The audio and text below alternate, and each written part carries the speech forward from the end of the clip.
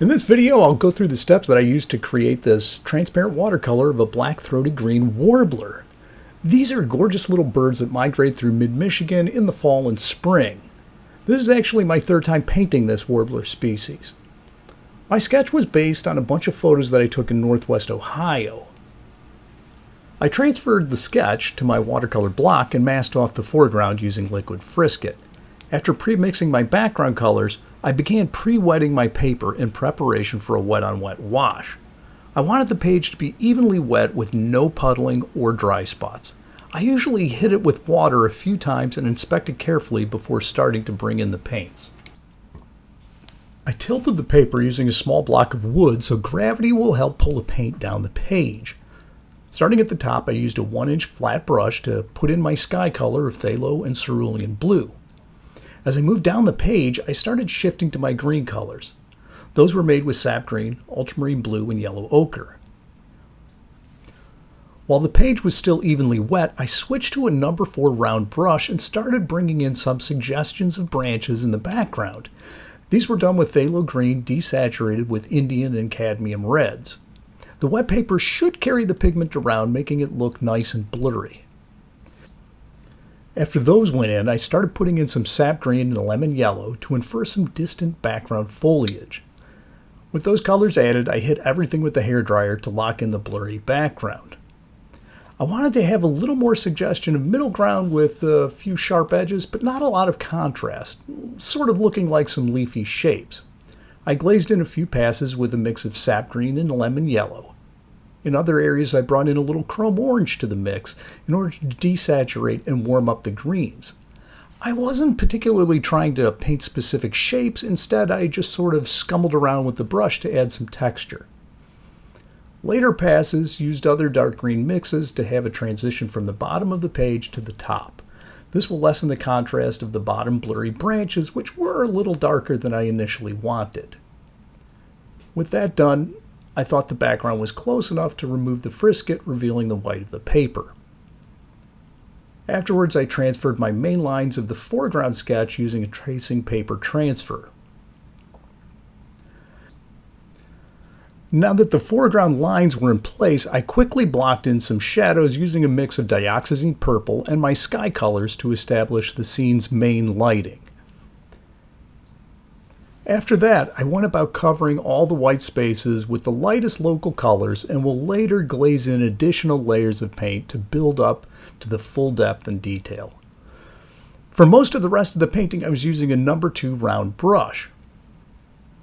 First, I put in some light browns on the dead perch, followed by some purple grays for the black areas on the bird. For the bright colors of the bird, my first pass was of lemon yellow and sap green with lemon yellow.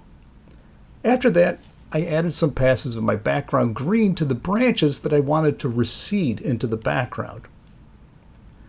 With the major white areas covered, I started glazing in layer upon layer for slightly darker pigments to build depth. I started with another shadow pass on the branch to carve out a little bit more space. I added a few passes of warm browns using a tiny bit of sap green, burnt sienna, and Indian red. I also used some purple grays to add even more shadows. In a few areas, I brought in some really watered-down cadmium red medium to pink things up a bit. Getting the balance of colors on the branch was kind of fun. I really looked at that perch as a place to have fun with color rather than being super literal to what I saw in the camera. I probably could have gotten a little darker on my first passes, but I was inching up on the colors and values that I wanted, using many overlapping areas, which tends to build up convincing textures. I was aiming for warm highlights using oranges and browns, and cool shadows using blues and purples. The darkest areas on the branch were mixes of phthalo blue, Indian red, and dioxazine purple.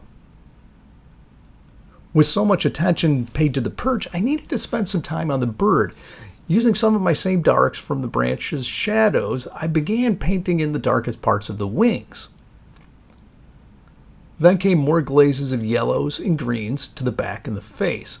The bird received many passes of fairly transparent color using little pressure on the brush to create dozens of streaky overlapping layers to build feather detail. Warblers are always great fun to paint with their bold colors and striking patterns. These black-throated greens are really gorgeous birds. With more progress on the bird, I felt the main branches were looking a little too gray, so I started amping up the color saturation and contrast in both the highlights and the shadows. I quickly glazed in some orange to the highlights.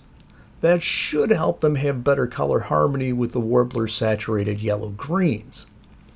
I pushed the shadows of the branch even more contrasty with some near black purples. Back to the bird. Now I can really start to lay in the details. For the tiniest areas around the eye, the beak, the feet, the wings, I did break out a 10-aught brush, but otherwise I was using mostly a number 2 round brush to glaze in the colors.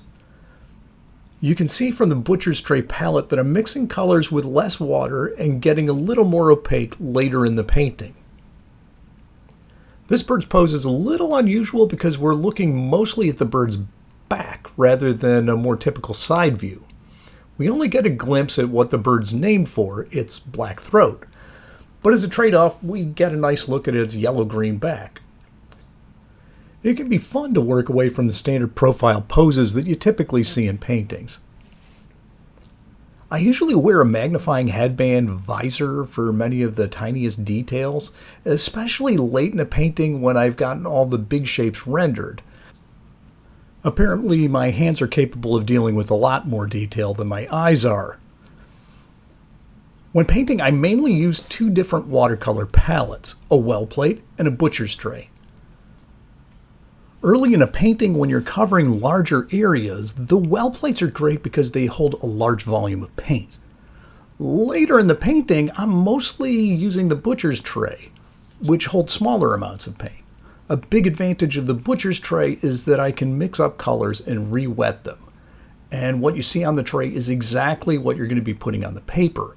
With the well plates, it can be harder to judge colors because of the depth of the pigments. They often look darker in the well than on the page. I use the well plates more for the opening washes and blocking in larger areas of color. Once I'm into glazing details, I switch to using the Butcher's Tray more. With the bird getting really close to finished, I switched back to working on the branch for a while. I decided to really saturate my blue shadows. Although it's just a gnarly dead branch, it's also a place where you can play with colors and make the painting much more interesting. By adding some exciting colors and detail, it can share some of the attention given to the bird and provide a wealth of other areas of interest. As the various limbs moved off the page, I chose to have less detail, contrast, and saturation. Hopefully, this will ease you into the painting and not just be a highway of detail leading you right off the page. This is one way that you can kind of manipulate the viewer's eye. Late in the painting, I'm mostly hopping around adding details with really dark, opaque colors. Often this is to sharpen or define edges that I want to emphasize or clarify. Eventually, I switch back to my 10-aught brush for the finest lines on the wings, tails, and feet. I spent a bit of time on the back using some darker greens to render the overlapping feathers to the upper back and neck. I also used some near blacks made with alizarin crimson and phthalo green to crisp up the edges on the wing feathers. A final push for details went in on the branch with the 10-aught brush, adding some tiny details and some red glazing to warm things up a bit more. Late in the painting, I find I'm spending more and more time looking for areas to fix and finish than I spend actually painting.